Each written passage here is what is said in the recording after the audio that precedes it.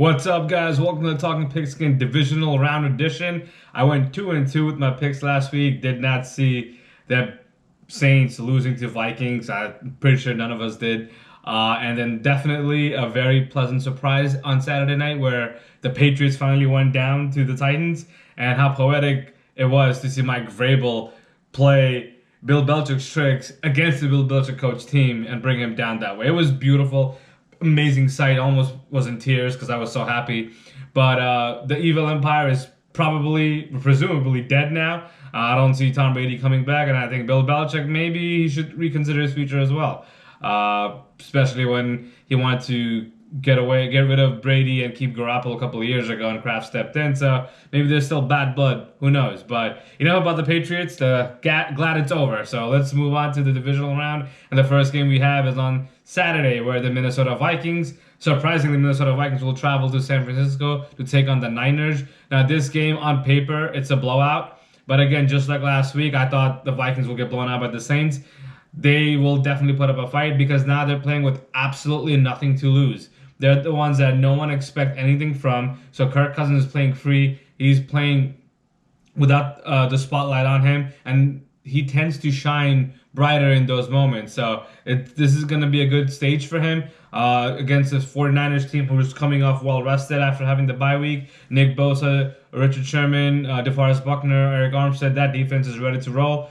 They have to slow down Dalvin Cook one way or the other. Stephon Diggs will be matched up with Richard Sherman. That'll be a fun matchup to see. Adam Thielen, who started off with a bad game, ended up turning it around and played better throughout the Saints game. He's going to have his hands full against that defense as well. Jimmy Garoppolo, he needs to continue to do what he has been doing all season long. He cannot force anything. He just needs to let the running game flow and make passes to George Kittle and Emmanuel Sanders when needed. I think in a very good game, not close game, but a good game, I think the 49ers will win at home.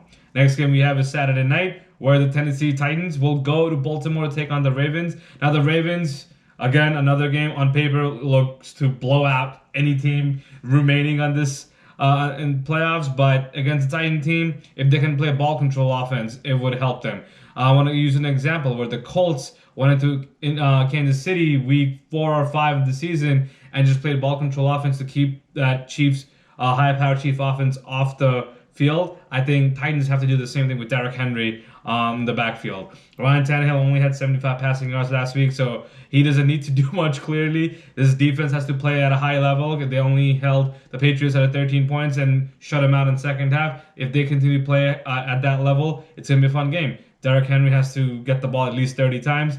Well, on the other hand, Lamar Jackson and company, that offense, when they're on the field, it's a show. It's one of the best shows you can watch. So I don't see them slowing down unless the Titan offense just burns the clock down every possessions they have. But I think Baltimore will still pull it off.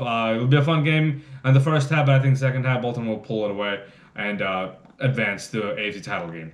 Next game we have is Sunday at 3 o'clock. Interesting start time, where the Houston Texans will go to Arrowhead Stadium, where they already beat the Chiefs in regular season. This is going to be a fun game to watch. I think this is the closest game we have this weekend. Chiefs are coming off a well-deserved bye. They're going to be ready to roll. They did finish the season strong. Their home Kansas City defense finally woke up. Steve Spagnuolo has those guys playing hard now.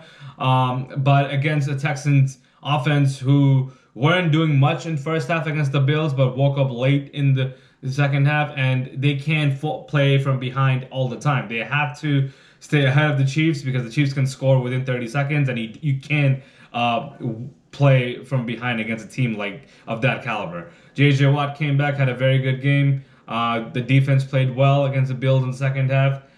Definitely, they're going to have their hands full against the high-flying Chiefs offense. In a very close game, I'm going to take the Chiefs in a field goal. And the last game we have is Seattle Seahawks traveling to Green Bay to take on the Green Bay Packers.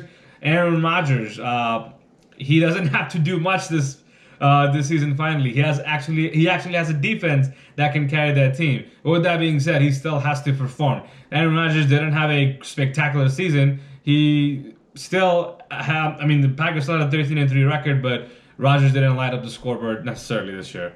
Seattle Seahawks coming off a very hard-fought win against the Eagles, which I was surprised because once Carson Wentz went out, you would think the Eagles would just fall, but they didn't. They kept fighting hard.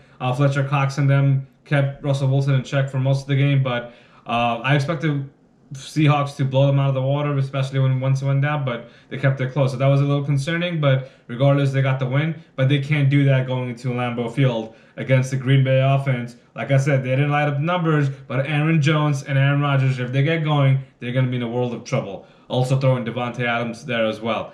Green Bay defense, they've been playing well all season long. They're gonna have Russell Wilson to deal with this weekend. Russell Wilson's line hasn't been great all season long, so beast mode has to take that, carry some load for the team, and maybe break some beast quake runs in Lambeau. It'll be great to see. I think this will be the best game of the weekend. I just don't see the Seahawks winning. I just think Packers at home, well rested, will be able to take care of business and win that game. So I'm picking all home teams this weekend. I know, shocker, but I like my picks. I think these teams will put up a show, and we'll all have another great divisional round. To me, it's the best round of playoffs in all of football. So comment, like, subscribe. Let me know what you guys think of this picks, and I'll see you guys next week with AFC and NFC title game predictions. Until then, it's good night.